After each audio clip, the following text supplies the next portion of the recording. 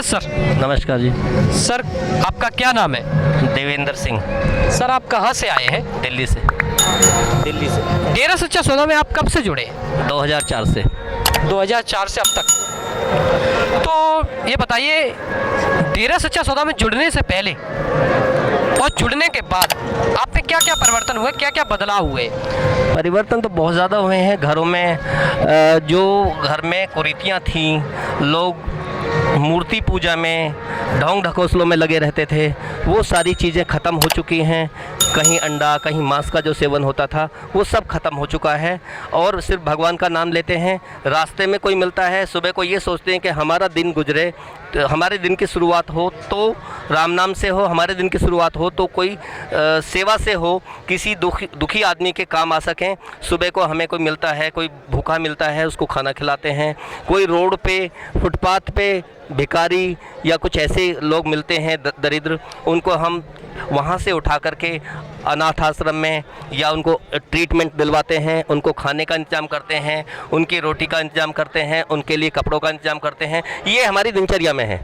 ये जो भी सत्संगी है, ये संत गुरमीत राम रहीम सिंह जी की प्रेरणा से ये सारा हमारी दिनचर्या में है। जितने भी सत्संगी भाई यहाँ आए हुए हैं, जितने ये करोड़ों की संगत यहाँ पे आई हुई है, आज दूसरी पातशाही शाह सतनाम सिंह जी महाराज का जन्म माह है, तो यहाँ पे सब उसी श्रद्धा से, उसी भावना से, वही सीखने के लिए, वही प्रेरणा लेने के लिए आ जाते हैं। अदरवाइज़ तो आप जानिए, आज गुरुजी यहाँ शारीरिक रूप से नहीं हैं, उसके बावजूद भी अगर ये लोग आ रहे हैं तो इनको उनकी प्रेजेंस, सतगुरु की प्रेजेंस यहाँ पे नज़र आती है तो आ रहे हैं। नहीं तो कौन किसके पास आता है? रोड पे आदमी किसी को बुला के देख लो, अगर कोई किसी के लिए कहने से रुक जाए। सर आपके गुरुजी पर आरोप लगे हैं, इसके बारे में आप क्या कहेंगे? ये तो माया रानी का खेल है, क्या चलता है, कहाँ से चलता है। इसमें राजनीति में घुसने से कुछ नहीं होगा। ये राजनीति है। जितने भी अब से पहले संत पीर फकीर जितने भी आए, सब पे आरोप लगे। गुरु नानक देव जी को देख लीजिए, रामचंद्र जी को नहीं छोड़ा, कृष्ण को नहीं छोड़ा,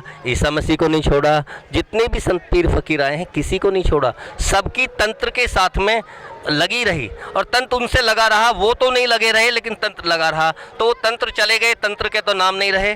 तंत्र को तो कोई याद नहीं करता उस टाइम कौन तंत्र था, लेकिन आज भी उन संत पीर फकीरों को याद किया जाता है और इनको भी याद करते हैं। हम दिन सुबह रात दोपहर याद करते हैं, तभी यहाँ तक आए हैं। वरना अपना काम धंधा छोड़ के, अपने पैसे खर्च करके कौन आता है ऐसे कलयुग में? ये कलयुग का दौर है भाई, यहाँ कोई नहीं आने वाला जनाब। सर डेरा सच्चा सौदा 135 मानवता भलाई के कार्य करता है, क्या आप लोग भी करते हैं ये? बिल्कुल करते हैं। उनकी प्रेरणा से, जैसे सतगुरु की प्रेरणा है, सतगुरु की शिक्षाएं हैं, वैश्याओं को वहाँ से गंदी जगहों से निकाल के उनको सही जगह ले जा करके, जैसे गुरुजी ने यहाँ पे 20-21 शादियाँ कराई हैं या 22 शादियाँ कराई हैं, तो अपनी बेटी बना करके उनका वहाँ से ला करके उनका ट्रीटमेंट किया जाता है। कोर्ट की जो फॉर्मेलिटीज़ हैं, जो गवर्नमेंट की फॉर्मेलिटीज़ हैं, वो पूरा करके उसके बाद उनकी अच्छे घरों में शादियाँ कराई हैं। वो आज घर गृहस्थी अपनी अच्छी तरह चला रही हैं, फल फूल रहे हैं, उनके बच्चे हैं, खुश हैं। सर हम जानना चाहेंगे, डेरा सच्चा सौदा बाबा राम रहीम जी और जो आपके गुरु हैं ना, वो किस धर्म को मानते हैं और किस धर्म को मानने की शिक्षा देते हैं? वो किसी धर्म को ना मानने की शिक्षा नहीं देते, वो तो सर्वधर्म संगम है। ये तो यहाँ किसी एक धर्म का कोई बोलबाला नहीं है। वो कहते हैं भैया अपने धर्म में रहते हुए भगवान का नाम लीजिए और मोक्ष की, अनामी की खुशियाँ प्राप्त करिए, सब खुश रहेंगे। आप सुमरन करेंगे, आप हिंदू हैं, आप मुसलमान हैं, आप सिख हैं, आप ईसाई हैं, इससे कोई लेना देना नहीं है किसी का। सिर्फ और सिर्फ भगवान का नाम लीजिए। ना सिख धर्म में आकर के भगवान का स्वरूप बदल जाता है, ना ईसाई धर्म में आकर के भगवान का स्वरूप बदलता है, ना हिंदू धर्म में आकर भगवान का स्वरूप बदलता है। जैसे कि पानी का रंग नहीं, पानी का हर जगह जैसे वाटर, वाशर, नीर कुछ कहा जाता है, लेकिन उसका स्वाद तो वही है, उसका रंग तो वही है। उसी तरह से किसी भी धर्म में जाइए, भगवान वही है। उसको जब दुख में तड़प के याद करते हैं तो वो साथ देता है। ऐसे ही आप भी याद करिए और उसकी खुशियाँ लूटिए, उसकी रहमतें लूटिए। सर आप डेरा सच्चा सौदा को लेकर और आप अपने गुरुजी को लेकर सरकार से क्या अपील करना चाहेंगे? मैं तो यही अपील करना चाहूँगा माननीय प्रधानमंत्री जी से, माननीय राष्ट्रपति जी से, चीफ जस्टिस ऑफ इंडिया से, कि जी निष्पक्ष जांच कराई जाए। इसमें जो आजकल ये चल रहा है, पहले से बड़ी अफवाहें चलती हैं, इसमें इतना ज़्यादा तो हम नहीं घुस पाते, लेकिन फिर भी हम ये कहेंगे कि निष्पक्ष जांच हो, कोई राजनीति ना हो, कोई षड्यंत्र ना हो। क्या इतने सारे लोग आते हैं, ये यहाँ पे जो भी तंत्र आया है, जो भी गवर्नमेंट ने तंत्र लगाया होगा, यहाँ भी देख रहे होंगे, लेकिन क्या वो ये तो देखें कि जो इतने सारे लोग आए हैं ये क्या वैसे ही आए हैं? उसमें शक्ति है, और शक्ति किसी गंदी भावना से शक्ति नहीं होती। उसने वो चीज़ सिखाया है जो अब से पहले संत महात्मा, बहुत सारे संत महात्मा गए, नहीं सिखा पाए।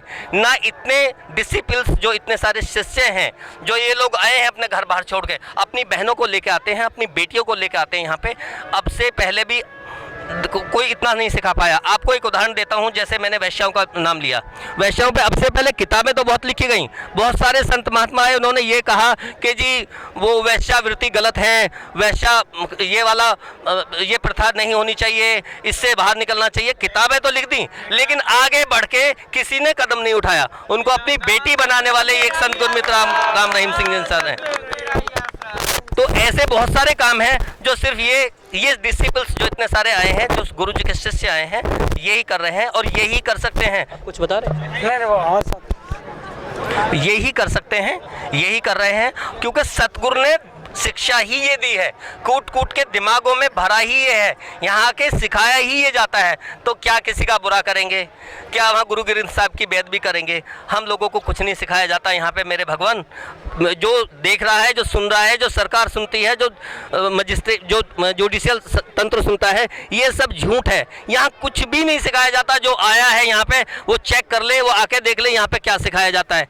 गुरुजी के पहले भी कैसेट बहुत सारी चेक हुई होंगी, तो चेक कर ले। गवर्नमेंट के पास तो सारे के सारे ताकत है ना, करे ना। कहीं कुछ नहीं मिल पा रहा, बस उनके पीछे पड़ा हुआ है तंत्र, पीछे पड़ा हुआ है तंत्र। अब देखो ना पंजाब में नशों का देखो क्या हालत है। जो पंजाब वाले लोग हैं वो जानते होंगे।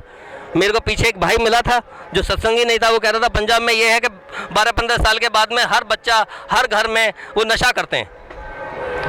और जब गुरुजी ये नशा मुक्ति वाली बात करते हैं कि भाई नशा मत करो, भाई नशे से ये होगा, नशा बहुत बुरी आदत है। जो बच्चा नशा करेगा वो ना पढ़ेगा, ना नौकरी करेगा, ना कुछ करेगा। मेरे एक बेटा है, उसकी स्कूल से प्लेसमेंट हो गई है। ये सतगुरु की तो रहमत है, स्कूल से प्लेसमेंट हो गई, वो IT सेक्टर में चला गया है। तो ऑटोमेटिकली काम हो जाते हैं। हमें बड़ी चिंता थी हमारा बेटा क्या करेगा, हमारा बेटा ये करेगा, सरकारी नौकरी कैसे लगेगी, कुछ नहीं होता। सब आप ऑटोमेटिकली काम हो जाते हैं और सब काम ऐसे ही चलते रहते हैं। हमारे साथ जुड़ने के लिए आपका बहुत बहुत धन्यवाद।